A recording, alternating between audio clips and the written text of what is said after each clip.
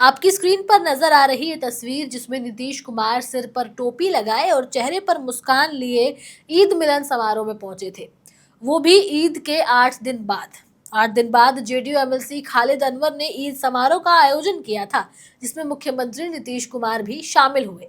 लेकिन उनका ईद की इस पार्टी में शामिल होना चर्चा का विषय बन गया। अब नीतीश कुमार ईद की इस पार्टी में क्यों पहुंचे, इसके पीछे की क्या रणनीति है, वो सब आपको बताएंगे। लेकिन उससे पहले आप हमारे चैनल को सब्सक्राइब करें, बेल आइकन दबाना ना भूलें, ताकि आप तक पहुंचे हमारी हर खबर सबसे पहले। नीतीश कुमार ने ईद की पार्टी में जाकर के अपने साथी दलों को और विपक्षी दलों को भी एक मैसेज देने की कोशिश की है।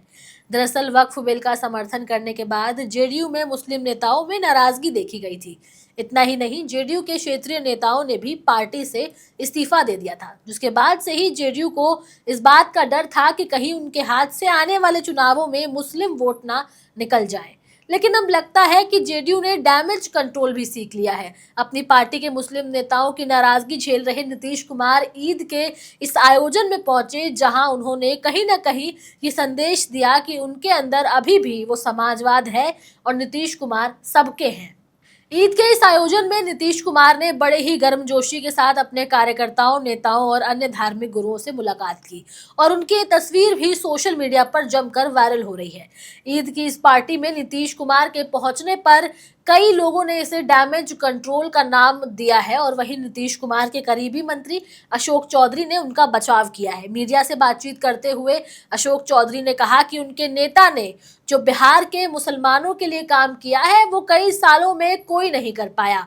वक्फ बिल पर पूछे गए सवालों के जवाब में अशोक चौधरी ने कहा कि विरोधियों का तो काम है कि वो अपने तरीके से अपनी बात को रखते हैं। नीतीश कुमार ने 20 सालों तक अल्पसंख्यकों का काम करके ये दिखाया है और नीतीश कुमार पर आवाज उठाने वाले नेता अपने गिरबान में झांक कर देखें कि उन्होंने क्या किया है। हम जनता के लिए काम करते हैं, जनता हमें समझती है और जनता ही हमें वोट करेगी। नीतीश कुमार के साथ बिहार के मुसलमानों का एक बड़ा तबका, जो उनको आज भी समाजवादी नेता के तौर पर जानता है, वो तो नीतीश कुमार बीजेपी के साथ है, इसलिए उन्होंने वक्फ का समर्थन किया। वरना इस दौरान भी वक्फ को लेकर के उन्होंने 20 बातें रखी थी, जिनमें से 14 मानी गई, लेकिन बची हुई उन 6 बातों में काफी कुछ था समझने को। इसलिए जेडीयू के मुस्लिम नेता नीतीश कुमार को अभी भी कम्युनल नहीं मानते हैं।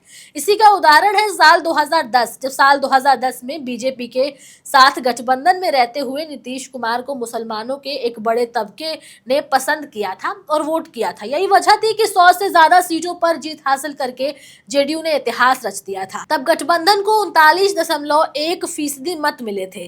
कईयों ने इस जीत को बड़े पैमाने पर मुसलमानों के समर्थन से जोड़कर देखा। उनको मुसलमानों का अच्छा समर्थन मिला, जिसके बाद उन्होंने अपनी सरकार बनाई थी। नीतीश कुमार ने 2005 में एंटी इनकम्बेंसी के चलते मतदाताओं को अपने साथ जोड़कर बिहार की सत्ता हासिल की थी और मुसलमानों के पसमानदा तबके को अपने साथ मिलाया था। साल 2010 में नीतीश कुमार ने इस फॉर्मूले को और भी मजबूत किया और 2015 में बीजेपी के खिलाफ आरजेडी के साथ मिलकर के यादव मुस्लिम को एक बड़ा सियासी संदेश दिया।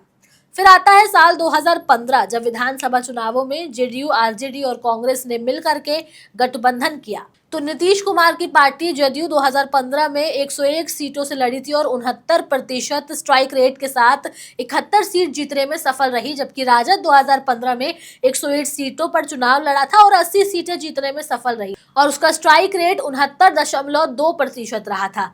इस बार राजद ने 144 सीटों पर उम्मीदवार खड़े किए थे और 75 सीटें जीतने में सफल रही थी। आरजेडी को ज्यादा सीटें मिलने के बाद भी बिहार में मुख्यमंत्री नीतीश कुमार ही बने। फिर आया साल 2017, जब नीतीश कुमार एक बार फिर वापस एनडीए में चले गए और 2020 के बिहार विधानसभा चुनाव के इलेक्शंस में भाजपा के साथ चुनाव लड़ा और 2020 के चुनाव में मात्र 43 सीट जीत करके तीसरे नंबर की पार्टी जेडीयू के सर्वे सर्वा एक बार फिर बिहार के सर्वे सर्वा बनने में कामयाब रहे। और फिर आया साल 2022, जब बिहार में एक बार फिर सत्ता परिवर्तन हुआ और नीतीश कुमार महागठबंधन के साथ आ गए। सरकार बदली, इस बार भाजपा को बाहर का रास्ता दिखा दिया गया और आरजेडी के लिए सरकार के दरवाजे खोले। फिर आता है साल 2023 और इस बार राजद के लिए सत्ता के दरवाजे बंद किए गए और भाजपा नीतीश कुमार का हिस्सा बनी। ऐसे में नीतीश कुमार ने अपनी पार्टी के स्लोगन को चरितार्थ करते हुए बताया कि नीतीश सबके हैं। एक तरफ जहां वक्फ बिल पर उन्होंने भाजपा का साथ दिया, वहीं अपनी बात भी मनवाई। जहां ईद की नमाज में गांधी मैदान में मुसलमानों के साथ शामिल हुए, वहीं इस बिल के कानून बनने के बाद अपनी पार्टी के एमएलसी खालिद अनवर की ईद मिलन पार्टी में जा करके एक बार फिर नीतीश कुमार जो है उन्होंने संदेश दिया है कि नीतीश कुमार सबके हैं और मुसलमानों की नाराजगी को दूर करने की भी कोशिश की है। अब देखने वाली बात यह होगी कि नीतीश कुमार का ये डैमेज कंट्रोल की ये जो निंजा टेक्निक है, इसमें कितने कामयाब हो पाते हैं और क्या आने वाले चुनावों में नीतीश कुमार मुस्लिम वोटों को अपने खेमे में कर पाएंगे या उन्हें मना पाएंगे, ये तो आने वाला वक्त ही बताएगा। बहरहाल आप लोगों की इस पर क्या राय है, हमें कमेंट सेक्शन में जरूर बताएं। कैमरे के उस पार मेरा साथ दे रहे थे मेरे साथी शिव कुमार, मैं आपके साथ तनु चतुर्वेदी। हमारे चैनल द हिंदी टॉप को सब्सक्राइब करें, हमें एक्स यानी ट्विटर, फेसबुक और इंस्टाग्राम पर भी फॉलो करें।